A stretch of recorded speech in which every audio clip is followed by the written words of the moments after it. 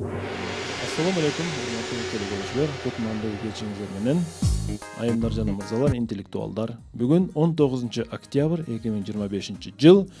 Билерман Ордо көзгө сериялар 5 тур. Барыңыздарга жакшы маана каалап, биз бүгүнкү оюнду ачык деп жарыялайбыз. 5 турга Семетей Амиралиевдин командасы келген. Команданы Ордого чакырууну баштайбыз. Бүгүнкү оюнга Гүлкайыр Пахиреддинова келген, команда мүчөсү, педагог, логопед. Азима Рабидинова, студентка, команда мүчөсү. Кийинки катышуучубуз Мухаммедарын Жоробаев, студент. Уланбек Аманбай уулу, дарыгер, врач. Алмазбек Казибеков, окутуучу, машыктыруучу. Жана команданын капитаны, филология илимдеринин доктору Семетей Амиралиев. Мына ушул команда бүгүн премьер-лигага ат салышат кайрадан.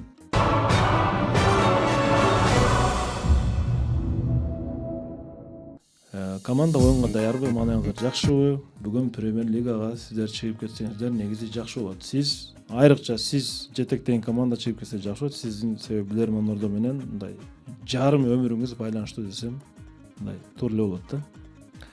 Сөз сизде. Урматтуу алып баруучу, урматтуу телекөрүүчүлөр, биз дээрлик 6 айдан бери ойнобой эле экенбиз да. Бүгүн мына жаңы студияда алгачкы оюнубузду күзөткөнү турабыз. Бул оюнга биз даярдандык, өз ара ич-ара оюндарды өткөрдүк. Буюрса бүгүн жакшы ийгилик менен кайтабыз деген ниеттебиз.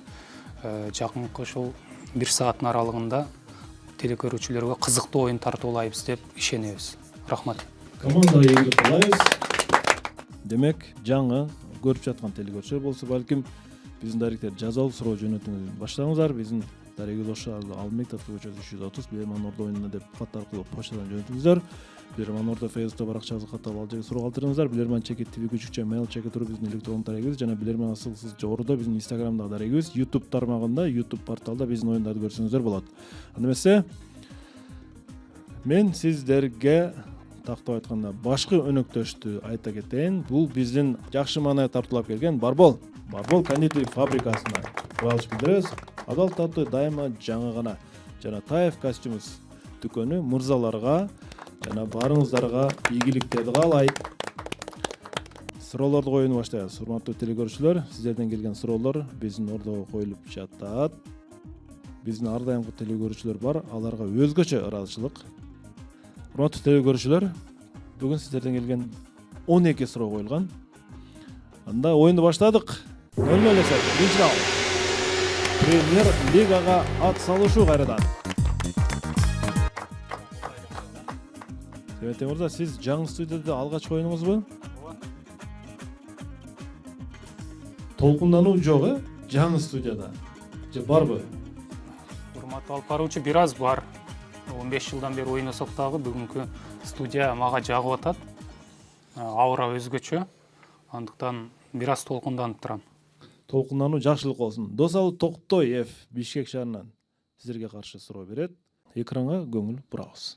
Урматтуу билермандар, сиздер сүрөттө көрүп турган Абакус деп аталган көп тармактуу компания тарабынан чыгарылган рекламанын бир көрүнүшү. Анын ураны, бул рекламанын ураны ушундайча аталат экен. Кичинекей дефекттерге, бул эми кемчиликтерге деген сөз, кичинекей дефекттерге ээ болгон чоң адабият. Анда сиздерге суроо. Абакус компаниясы негизинен эмнени жардама кылмакчы болгон бул жерде? Алар эмне менен алектенет? Кетти минута. Урматтуу алып баруучу, бизде мөөнөтүнөн мурда жооп бар экен. Ким жооп берет? Бул суроого Азима Рабидинова. Азима Рабидинова. Саламатсызбы, урматтуу алып баруучу. Бул суроонун жообу колдонулган китептерди чыгарган компания. Бул жердеги адамдардын кулактарынын кайрылышынын себеби бул китеп бетинин барактарынын кайрылганына салыштырып чыгарган. Эсеп 1-0. Жок, туура. Улантат экинчи раунд.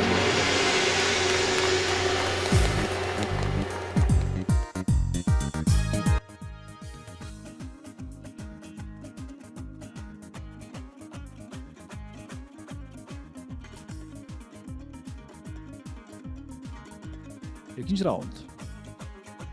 Сизерге каршы Сайдали Кыргызбаев суроо жөнөтөт. Кара суроо андан. Денис деп аталган брендтин алдында 1000ден ашуун ресторандар тармагы ондогон жылдар бою 24 саат күнү түнү иштеп келет. Бир жолу ресторан кызматкерлерине жаңы жыл болгондуктан эс алууга уруксат беришет.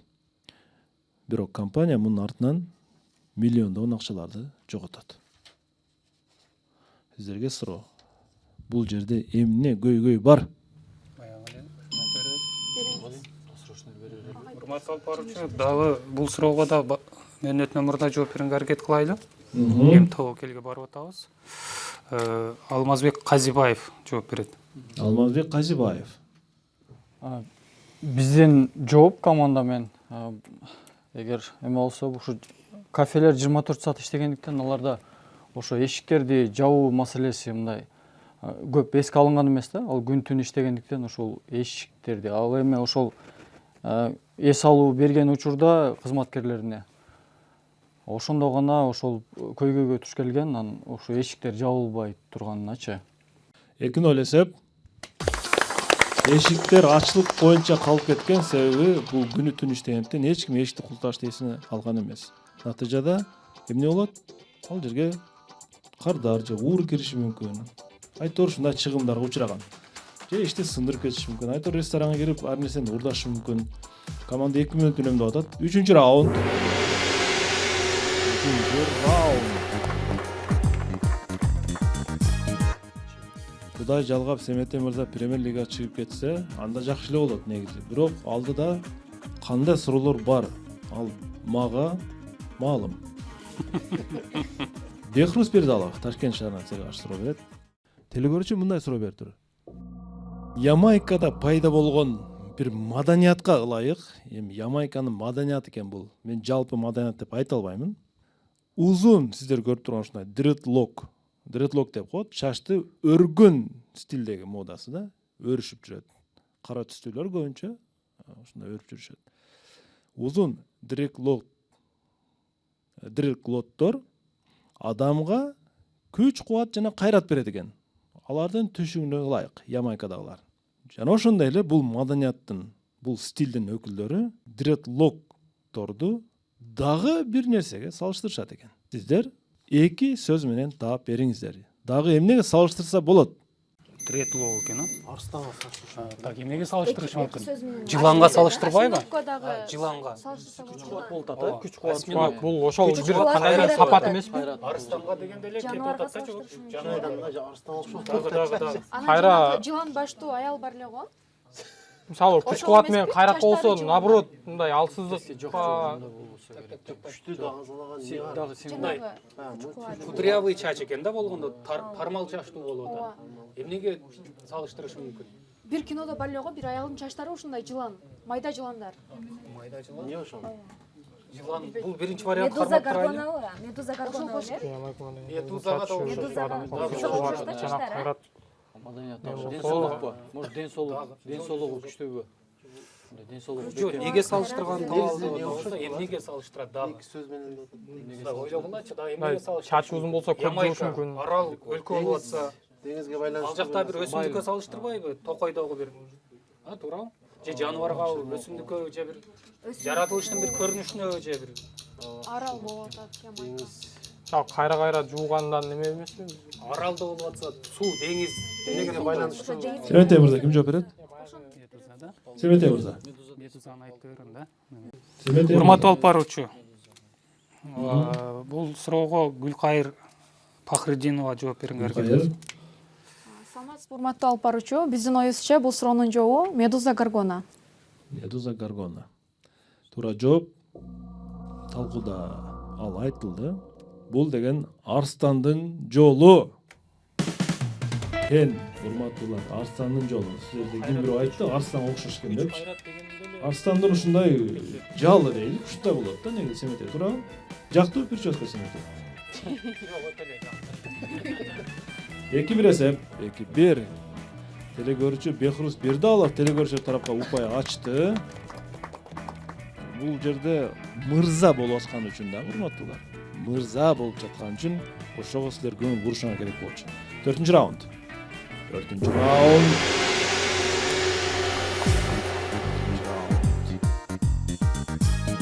Семете мырза, докторлукту кайсы темада жактадыңыз? Урматтуу алып баруучу, мен салыштырма тил илими багытында жактадым. Мындай жалпак тилде айтканда, кыргыз-кытай сөздөрүн салыштырып, алардын жалпылыктарын аныктадык. Канча убакыт кетти? Бул ишти жазып бүтүшүмө 10 жыл убакыт кетти. 10 жыл? Охо. Аруна Тазабекова Бишкек шаарынан силерге каршы суроо берет. Силерге азыр экранга телекөрүүчү ушундай бир тест жөнөтүптүр. Ушундай бир көрдүңүз беле кайсы бир жерден, Семете мырза? Жок, урматтуу алып баруучу, мен көрбөппүн мындай эч. Бул тестти 1935 жылы психолог Джон Струп кээ бир белгилерди билүү жана башкалардын көз жаздымда калтыруу жөндөмүн аныктоо үчүн ойлоп тапкан. Сиздерге суроо. Бул тестти Струп тести деп аталат экен, негиздеген ошол киши болгон үчүн Струп тести деп аталат экен. 20-кылымдын орто ченинде Америка Кошмо Штаттарында айрым адамдарга дал ушундай Струп тестин тапшырууну сунушташкан.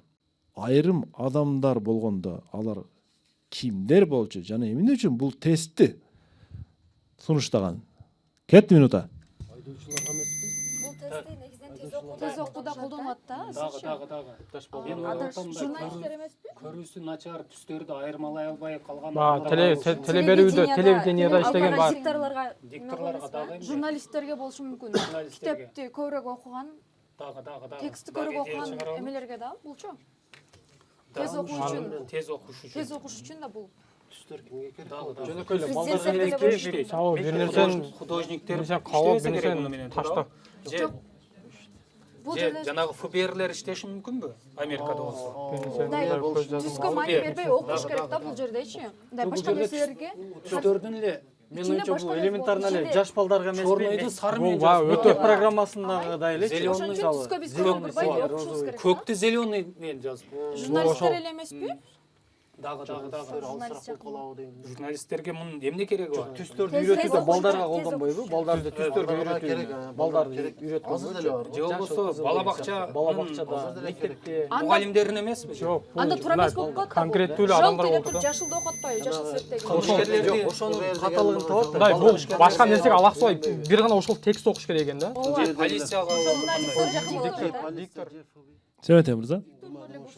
урматтуу алып баруучу, биз дагы мөөнөт алайлы. Бир Мен болсам болот. үнүн алып дагы талкуулап көрөлүчү, бизге жаккан бир жооп токтолбой атабыз да. Караңыздар. Жолду деген менен бирок жазуунун түсү башка болуп атат да. Маселе Таң калтырып атат да. болуп атат да. Кетти, үнөм. Эмне үчүн адаштырып атат да, мисалы. Оранжевыйды жашыл менен жазып коюп атат, мисалы.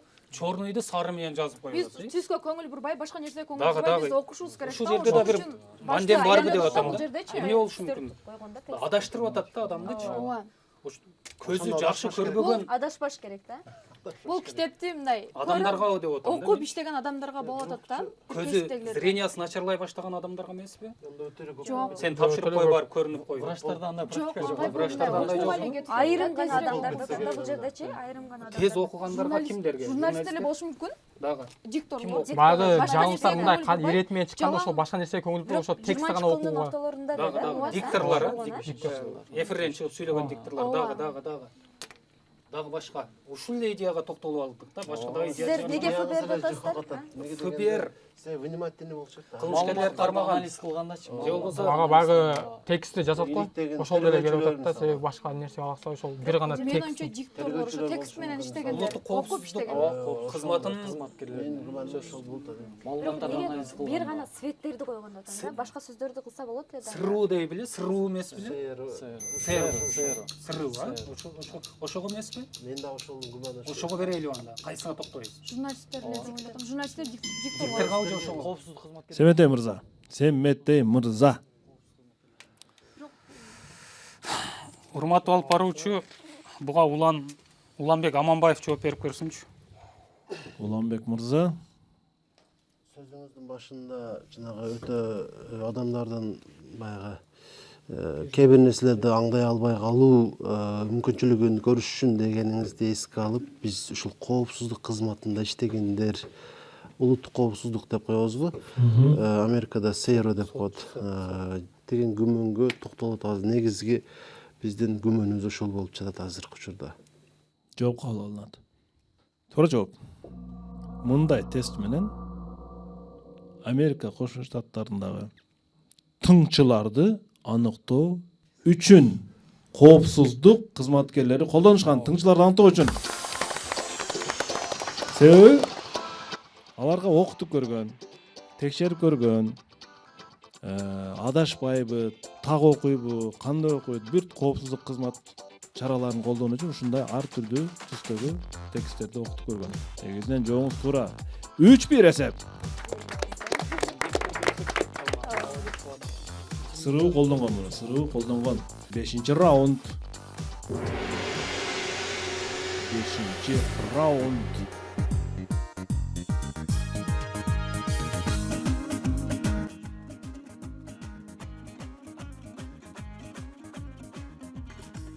Раунд.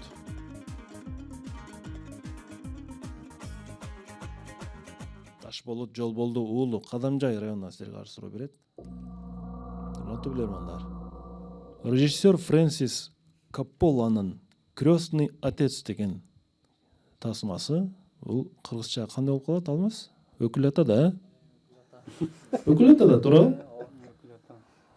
Крестный отец өкүл ата деп котулат. Өкүл атаңыз барбы, Алмаз? Чокундурбайт да урмат. Канча өкүл, канча дейм да. Өкүл балдар көп болот негизи. Жок, өкүл бала жок азыр. Өкүл бала жок. Сиздин өкүл атаңыз бар Семетей? Бар, урматтуу алып баруучу. Катташтырасыңарбы? Катташабыз ооба. Ушул кино тасманын 3 бөлүгүндө тең негизги бир маанини бергиси келген режиссер. Ушул 3 бөлүгүндө тең. Трилогия бул. Бул маанини режиссер фильмдин башына жана аягына камтып өткөн. Ушул маанини. Сиздерге суроо.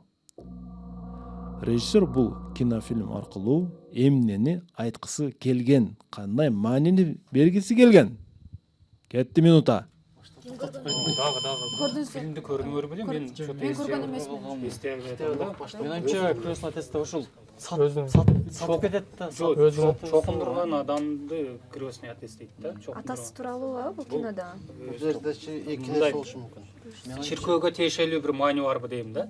Бул жердечи эме Дагы башка не? баягы жазалоо деген нерсе бар да. Жазалоо дагы. Жазалоо деген Криминал. нерсе бар. Сатып кеткен дагы не? Сатып кеткен Дагы не? вариант болуп атат да менде. Дагы башка эмне? Жок, жамандык кайра өзүңө кайтат дегендей да бир вариант. Дагы башка дагы чыгара алчы. Башында кандай Фильмде эмне? Фильмде айтсаңыздарчы. Башында анын эмне? Аягында 2 жол берип аттыр да. Башында Жөн бериш максат эмне? Анда аягында жок бул багы өтө көп сатылгандыктан мисалы эскертүү иретинде берген эмес, мисалы бул немени таратууга же башка бул кылууга. фильмди көргөнүбүздө сонун болмок экен да. Китебин окуп алып Эстеп калганга. башына эң баштап токтотуп алып. Бул чет өлкөлүк автордун китеби болуп атат да бул дагычы. Демек эмнеге токтойбуз? Сатып кетүүдөн башка вариант чыкпайбызбы?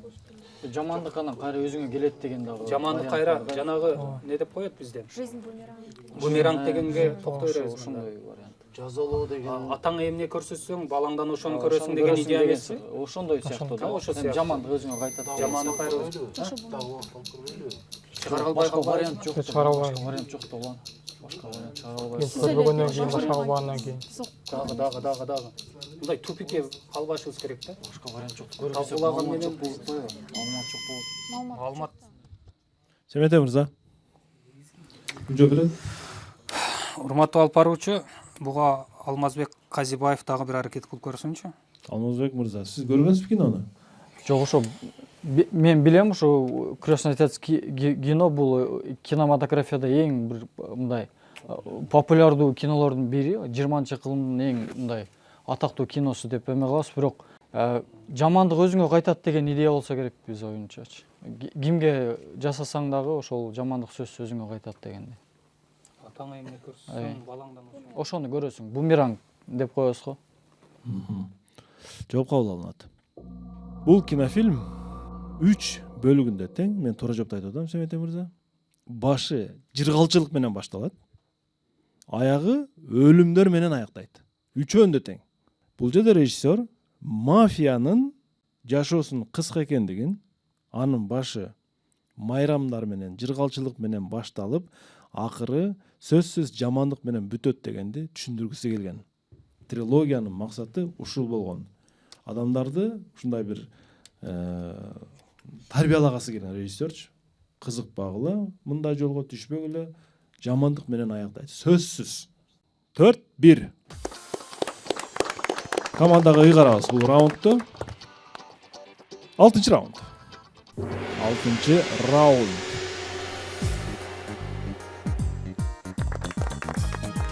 Негизи Семете мырза, команда мүчөлөрүнө дагы ушул жерде турган жалпы билермандарга дагы айтар кетерим, кино фильмдерди да көрүп койгула, Семете. Голливуд кинолорун көрүп койгула. Көрүшүбүз керек. Анын мойнубузга Көрүш керек. Мурда көргөнбүз, эми жаштыгыбызда биз аябай көп кинолор көргөнбүз. Бирок азыркы актуалдуу учурда биз аны эстей албадык да. Эстеш керек, Семете. Белгилүү кинолор, урматтуу алып баруучу. Жамалдин Нурбаев. Телеканалдардан да кетет да. Биз телевизор көрүп чоңойгон балдарбыз. Ошондо көргөндүрбүз балким, бирок эстей албай койдук да эч эле. Жамалдин Нурбаевдин суроосу келди, эгер жаңылбаган болсом. Араван район тургуну. Бул белгилүү орус карикатурачы, иллюстратор, сүрөтчү Андрей Поповдун тарткан эмгеги. Мен мында бир жалпы көрүнүшүнө көрсөтөм сиздерге. Караңыздар. Сиздерге суроо. Бул эмгеги сүрөтчүнүн эмне деп аталышы мүмкүн? Минута кетти. Учкан уя мектеппи, мектеппи? Адамдын өмүрү эмеспи? Канаттуулар экен, а? Азыр айтасың го. Учкан уя. Эмеде уядан эмнени көрсөң учканда ошону аласың. Ал эмеспи? Мына не? Кичинекей көк Карандаш. Карандаш. Эшиктин Ошол ар мектеп жагы экен да. асман болуп турат. карандаш. Карандаш. Бул жагы мектеп болсо анда учкан уя болуп калган. Бирок карикатура деп атпайбы? Бул жерде бир күлкүлүү бир салыштыруу болушка туура Экеле сөз болуп калат бул өзү, бир же экеле сөз. Дагы эмне дешибиз мүмкүн? Так, суроо кандай болду? Бул жерде эмнени айткысы келген деп атабы? Картинанын аталышы Же кандай? аталышы деп атабы? Аталышын айтышыбыз керек. Аталышы болсо, так. Ошо жашоо өмүр эмеспи? Мисалы бойду дагы мынтип эшикке тура алып өлчөйт го. Анан жылдар өтүп бой өскөн сайын карып. Эшик ачылды. Эшик ачылгандан кийин Жок, бул жерде мынау астында боек менен бир кандайдыр бир белгилер неме кылган окшойт. Өлүмгө да байлаштыртат да. Философиялык сүрөт болушу да мүмкүн да. Мисалы, чексиздик деген дагы бир нерсе чыгышы мүмкүн. Өмүр кыска деп коюшу мүмкүн мисалы үчүн, туурабы? Өмүр кыска болсо, бул жака эмне үчүн тизип атат? Кара. Айтып бул атпайбы чоңоюп баягы? нары Кичинекей мына жаш баланын боюну теңеп мындай сызып коет го кээ бир учурда. Ал жерде астында Канчалык бийик бийик Карып уже туруп, карыганда анан асманга учуп. эми бир жашоо деген Анда жерден эле баштабады го. Ылдыйрактан башташ керек эле. жок, ылдый эле мынау. Жерде астында Семете мырза, ким жооп берет? Семете. Урматтуу алып баруучу, бизде 1 мүнөт үнөмүбүз бар да, Бар. өз үнөм деген. Ошону алып көрөйлү, бирок суроону бир аталышы эмне дедиңизби? Мен Ошо ошону. картинанын аталышы. Болду анда. Кетти минута. Аталышы эмне экен? Аталышы адамдын жашоосу, турмушу же болбосо өмүрү деп коелу. Ошондой болуп калат. Же жашы, адамдын жашы окшошпой атат бирок. убакыт десе дагы Куш деле жакшы вариант. Убакыт учкан куш. Кушка деле окшоп турат. жашы чоңоюп Кушка окшотуп коюптур го өзү. А бирок эшиктин не тиешеси бар убакытка, асмандын не тиешеси бар, Эми ошо дуалдын не тиешеси бар, ошондой байлашыбыз керек. Мисалы дуалга бул неме белгилейт экен да? өлчөйт экен. Өлчөйт экен. Мисалы жашы коротулат да. Калем деле Бир мисалы деңгээлди ал Деңгээлі мисалы түшүнүп атат үйдүн да. ичинде болсо ал мына сыртына чыгып кетти, может өлдү деген. Серет ака, мына калемге дагы майна эскерт, калемди карасаңыз. Калемди Оротулуп кантип атат. байлайбыз? Калем калып Но. кетти, наркы адам кетти, Ооба. эшик ачылып наркы жака чыгып кетти. Өмүрү- Жок, адам өмүрү Өмүр ой. болуп калат. Ошого токтой бересиңер. Адам өмүрү аркы дүйнөгө кеткендиги, учуп кеттендиги. Жок, убакыт Асманга дегенде кетти. Же убакыт учкан кушка токтойлубу? Туура окшойт. Кайсыга токтойлубу? Эки вариант бар. Адам өмүрү болуп атпайбы? Бат өтөт деген Учуп кетип маанидеби? Адам өмүрү бат өтөт. Убакыт да. Бат өтөт. Өмүр кыска. Мына кече эле мынтип боюн өлчөп келди эле. Уже бул жака келгенде уже учту да жок, Кетти, жок адам өлдү уже деген кетти. Адам өмүрү кыска. Адам Ошого токтойсуңуз. Өмүр кыска. кыска деген Карикатура да бирок. Кайсыга? Өмүр кыска, Деген башка. менимче туура. Убакыт учкан куш өмүр кыска. Экөө бир эле мааниде болот. Семете мырза, Мухаммед мырза жооп берет. Мухаммед арын. Урматтуу алып баруучу, бул сүрөттө карасак, бул астындагы калем менен бул кандайдыр бир адамдын боюн, мисалы 1 жашында, 5 жашында, 10 жашында өлчөп, андан аркысы уже мындай бөлмөдөн чыгып кетип атат да. Бул мисалы наркы тигил дүйнөгө кетип атат дегендей, бул ошол адам өмүрү кыска же болбосо убакыт учкан куш деген маанини берген сүрөттө. Аталышы ошондой болушу мүмкүн. Демек, бир сөз менен айтыңызчы, картинанын аталышы эмне деп аталышы мүмкүн? Бирок адамдын өмүрү кыска деп, Адам өмүрү кыска деп. Адамдын өмүрү кыска деп аталат. Жооп кабыл алынат. Туура жооп. Ту айтуудан мурда билермандардан кызыгып атам. Кимде кандай ой бар? Вариант бар, урматтуу алып баруучу. Ооба эми өмүр кыска же убакыт учкан куш. Ошо эки Учкан куш же өмүр кыска. Менин оюм боюнча бул адамдын бул жашоодо калтырган изи деп ойлойм. Себеби бул жакта сызылып тургандарды мен из деп ойлодум. Тиги учуп кеткен куштарды бул адам уже бул өмүрдөн кайтты, бирок бул жашоодо калтырган изи. Из деп ойлойм, картинанын аталышы из. Же бул Из. ушундай, ушул сыяктуу бир ой. Туура жооп. Туура жооп. Бул картинанын аталышы балдарды чоңойтуу деп аталат экен, урматтуулар. Орусчасы взросление детей. Семете мырза, караңыз, калемден жасады, биринчи кара болуп, анан чоңойду, жана учуп кетти. Балдар чоңоюп, өзүнүн турмушу менен кетти деген жалпы маани бар. Картинанын аталышы балдарды өстүрүү экен, Семете мырза. Мухаммед арын. Буйта өтүп кеттиңер. Негизи Мен мектепке деп деле кеттим эле. убакыт учкан куш бир 10% бир аз мындай окшоштук болушу мүмкүн, бирок же балдарды өстүрүп чоңойтуп атат да. 4-2. Суроо ээси Жамалдин Нурбаев Араган районунан биз куттуктайбыз. Селебештер бир упай алып келди. Биз болсо ойунду улантабыз. 7-чи раунд. 7-чи раунд.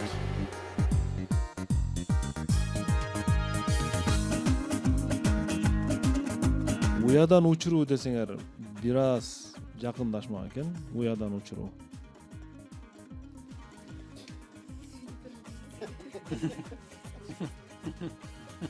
Александр Герасименко, Новочебоксарск, Чувашия.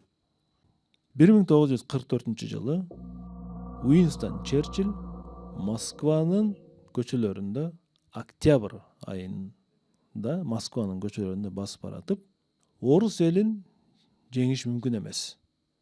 Себеби ушундай сууукта фразаны улантыңыздар.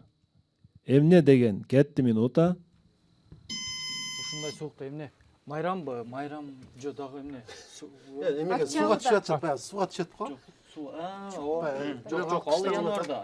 Октябрда болуп атат бул. Октябрда. Октябрда. Октябрь революциясын майрамда атат. Жок, согуш. Ушундай суукта мындай Кар жаашы мүмкүн. муздак ичимдик ичип жүрөт эмеспи? Балким.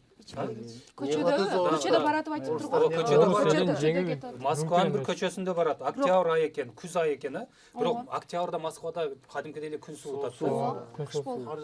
Кар Же болбосо октябрь айында алар жеңил кийинип жүрөт деген эмеспи? жеңүү жок. Дагы Орус элин жеңүү мүмкүн эмес. Сууга түшпөгөн Бирок болсо согуш болуп атканда сууга түшүрүшүбү. согуш Согуш мезгили болуп экен, атканда. 44-жыл. Көчөдө балдар. Көчөдө дагы көчөдө эмне бар? Ушундай суукта. Көчөдө эмнени көрүшү мүмкүн ал? Эми Баягындай кудуктардан суу ташып, ошондой кылышат го аларда. Же үйлөрдөн түтүн чыкпаган, от жакпагандыгын эске алып атабы? сууга түшкөндө жооп турабы деп ойлоп атам мен. Сууга түшүүбү. Ушундай суукта Балким көчөдө кир. Себете мырза. Урматтуу алып баруучу, мен өзүм жооп бергенге аракет кылайын. Уинстон Черчилль Москва көчөсүнөн өтүп бара жатып, сууга түшүп жаткан, же болбосо кир жууп жаткан, ушу суу менен байланыштуу, же муздак суу ичип жаткан, муздак суусунду ичип жаткан адамдарды көргөн болушу мүмкүн. Негизги жооп сууга биз алып кетип атабыз да, муздак сууга. Эгерде фразаны уланда турган болсок, орус элин жеңиш мүмкүн эмес. Себеби ушундай суукта Же сууга киринишет. киринишет. Жооп кабыл алынат. Ушундай суукта дагы сууга киринишет экен, Мындай таң калуу менен айтып атат да. Туура жооп. Черчилль орус элин жеңиш мүмкүн эмес. Ушундай суукта дагы балмуздак жеген дептир Семетей мырза. Ай. Муздак суу ичиш эме, муздак балмуздак жеген Семетей мырза. Орустар Москва көчөсүндө балмуздак жеп жүрсө, бул суукта балмуздак жеген элди жеңиш мүмкүн эмес деген экен. Бирок урматтуу алып баруучу, согуш мезгилде балмуздак жеш мындай логикага Туура келет. 4-3 эсеп. 4-3. Согуш болуп аткан болсо сууга кириништи ким коюптур Семетей мырза? жок. Сиздики да логикадан алдырат. 8-чи раунд. Телекөрүүчүлөр 1 упай алып кетти. Александр Герасименко.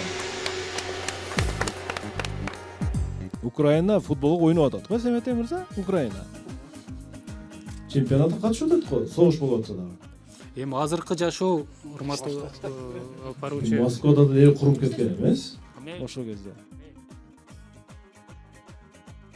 Тынчтык Кубатбеков, Кытайдан ысык салам. Урматтуу билермандар. 1870-жылдары жаш кездеринде Николай Римский-Корсаков менен Модест Мусоргский бир батирди ижарага жалдап алышкан. Ал учурда жылдызы жана элек бул белгилүү инсандар атайын график түзүшкөн. Сиздерге суроо, сөз кандай график тууралуу болуп жатат? Убакыт кетти. Тамакпы, тамак жасообу, тамак Дежурство да? Комнатада дежур болуучу. Тамак жасайт, үйдү тазалайт, ретке келтирет, туурабы? тамактануу. Жок, бул мисалы кесүүнө дагы байланыштуу болушу мүмкүн да. Мисалы бирөөсү ырдап неме кылып берсе, бирөөсү тартат дегендейчи. Бул элек мезгилде.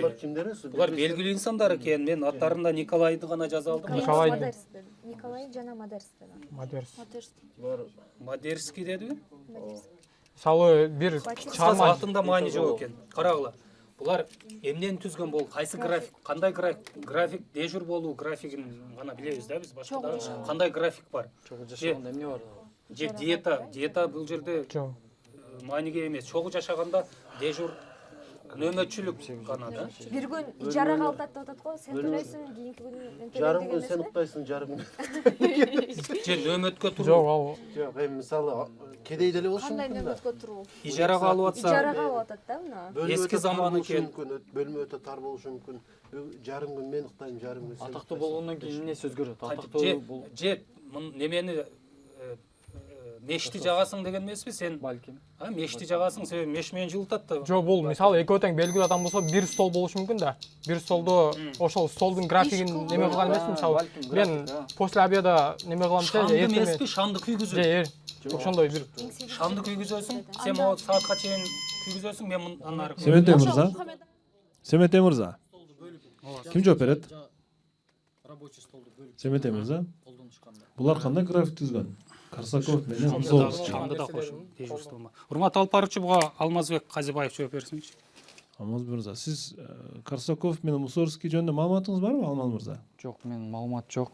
Бул биздин ойчо ошо чыгармачыл инсандар, ошо атактуу болгонго чейин жазуучуларбы. Биз бир квартирада болгон үчүн бир бөлмөдө алар атактуу болгонго чейин деп атабыз да. Балким аларда ошол толук шарттары жок, мындай шартта жашаган деп ойлойбуз. Анан үйдө ошол баягы рабочий стол деп коебуз, жумуш столуну ушу кезеги менен убактысы менен бөлүп колдонушкан деген идеяны айткыбыз келет да. Ошондо ким болгон деп эсептейсиз булар? Жана эмне жумуш кылышы мүмкүн? Жазган жазуучу. Жазуучу. Жооп кабыл алынат. Дагы кайталап айтам, белгилүү инсандардын өмүр баяндарында окуп коюңуздар. Туура жооп. Булар экөөсү тең композитор болгондуктан фортепианону колдонуу боюнча график түзүшкөн. Бүгүн сен ойнойсуң, эртең мен ойнойм. Бүгүн сен, эртең мен. Түшкө чейин же болбосо Мусорский, түштөн кийин Римский-Корсаков болуп, алгачкы операларды мына ошентип булар жаратышкан. Урматтуу жазуучу эмес, композитор болгон булар. Ошо кайсы кесипте экенин билбейм. Тынчтык Кубатбековдун суроосу дагы телекөрүүчүлөргө пайда алып келди. Теңдешүү 4-4, 9-чу раунд.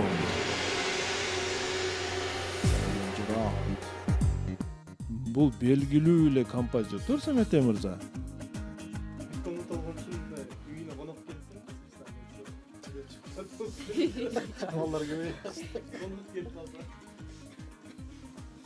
Нурзат Мусаланова Талас облусунан силерге каршы суроо берет.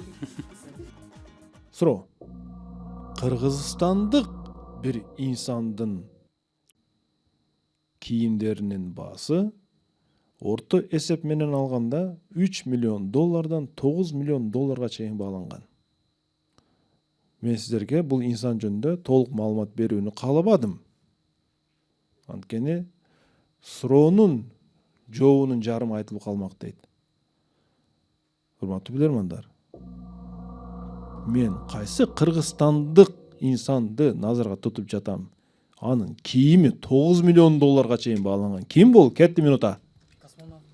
Дагы. Бул биринчи вариант. Дагы. Ахматова эмеспи?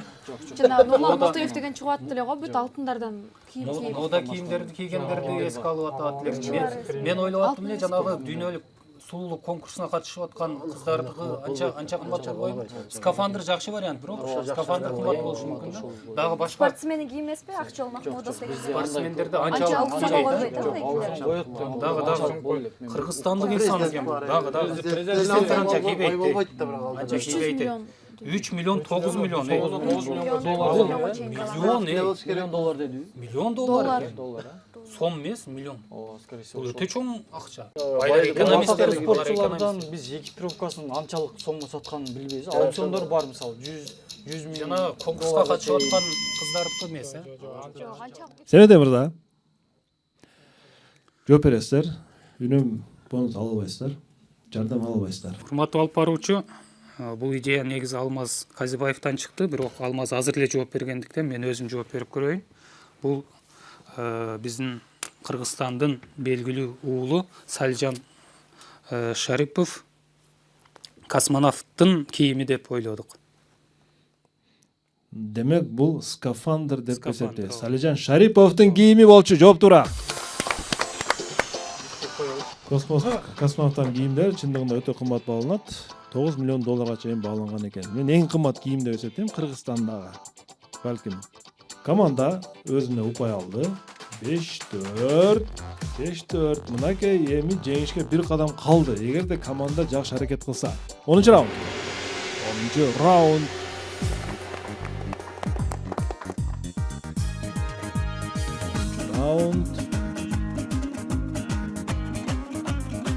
Блицке түшүп калса жакшы болот, же жаман болобу, же жакшы болобу?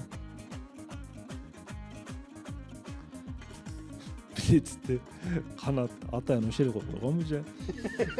Арген Абдиназаров, Кадамжай районунун тургуну.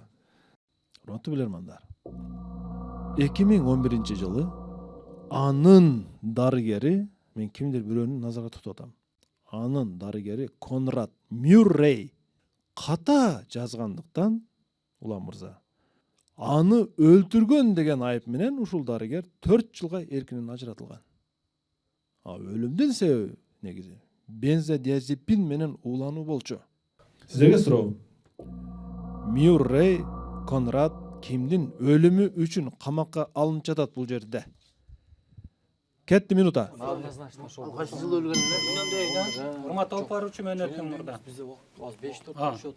Ал обсуждение. Себеби Немелге бар кыла албайбыз да. Анда кечиресиз, талкуулай берели. Ошол жылы Макул, алдык анда, урматтуу алып баруучу. Ким жооп берет? Алмаз мырза жооп берет. Урматтуу алып баруучу, биздин оюбузча ошо Майкл Джексондун дарыгери болгон. Майкл Джексондун дарыгери болчу. Жооп туура. 6-4 эсебинде Семете Амеловичтин командасы мына ушинтип Премьер Лигага чыгып алды. Куттуктайбыз команданы.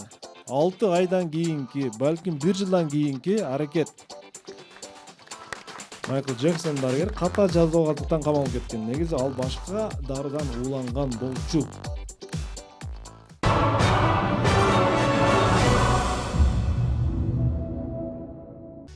Урматтуу алып баруучу, негизи бүгүн оюн жакшы маанайда башталды. Жалаң билермандардын пайдасына. Мен ойлойм 6-4кө мына 6 айлык күтүү, 6 ай аракет кылып команда чыкты. Бул негизи мурундан да чыкса жакшы болмок. Семетей капитаныбыз үчүн бүгүн дагы бирок кеч эмес, ийгиликтин кечи. Ал эми суроо жөнүндө айта турган болсок, биз ушул өкүл ата бул жерде кандай кубанычтуу күн болсо, алардын жашоосу тез кыска болот да. Жашоо жыргал, бирок кыска жыргал деген. Ошондон мына өлкөбүздө негизи мындай жолдон Кудай ашыр алыс болуп, элдер билимдүүнү баалап, терс жолдордон алыс болуп, кыска жол экен билинип турат да. Биз ойлойбуз, мына дүйнөдө дагы ушундай кубанычтуу күндөр болуп, билимге, илимге көбүрөөк көңүл бурулса, ком өнүгөт. Ал эми билерман жөнүндө айта турган болсок, аракет кылышты. Бул жер карындаштарыбыз, капитан Улан мырза, бирок биз ушул команда кеңешип Алмаз мырзаны, көп варианттар чыкты. Мөөнөтүнөн мурда дагы жооп берген аракет кылды. Алмаз мырза да акыркы суроону дагы жооп берип жеңиш алып келген аракет кылды. Ошондон капитан ийгилик каалайбыз. Алмаз мырзаны мыкты оюнчу деп көрсөтсөк болот. Ордобузда күчтүү команда көбөйсүн. Семетей мырза, кайсы суроо жакты? Кандай оюн жактуу сизге? Урматтуу алып баруучу, бүгүнкү оюн жеңиш менен аяктагандыгы бизге өтө жагымдуу маанай тартуулады. Биз өтө кубанычтабыз. Команда мүчөлөрүнө ыраазычылык билдирем. Капитан катары бул жеңиш ушул Алмаз мырза көбүрөөк салым кошту жеңишке. Бул ошо Алмаз мырзанын талыкпай изденип, көп окуп, көп маалымат алгандыгынын жыйынтыгы деп билем. Ошол эле учурда жогоруда магистр Сагын Маманов белгилегендей, биз дагы ушул «Крестный отец» кинофильми жөнүндөгү суроону мыкты деп атабыз. Жана биз дагы айтмакчыбыз, ушул терс көрүнүштөргө берилип, анын ырахатын тартып, кийин жыйынтыгында жаман абалга туш болуп калбагыла дегибиз келип атат да. Демек, бул суроо командага дагы ордогуло жатыр Ташполот жол болду уулу жөнөткөн суроо болчу. Кадамжай районунун Миң Чынар айылынын тургуну. Куттуктайбыз. Ооба, адамдарды жакшылыкка чакыруу бул чындыгында эң сонун иш. Анда эмесе, урматтуу телекөрүүчүлөр, биз бүгүнкү оюнду адаттагыдай эле жакшы маанай менен жыйынтыктайбыз. Команданын жеңиши ушуга шайкеш келет десек болот. Бул албетте Барболдун шириндиктери студияга. Торт, токочтор, эң таттуу кекс сиздерге болсун. Биз ыраазычылык билдиребиз. Ушуну менен урматтуу телекөрүүчүлөр, 5-турубуз соңуна чыгат. Билими күчтүү миңди жыгат, билеги күчтүү бирди жыгат. Көрүшкөнчө аман болуңуздар. Ассалому алейкум. Билерман ордо суроо жөнөтүңүздөр.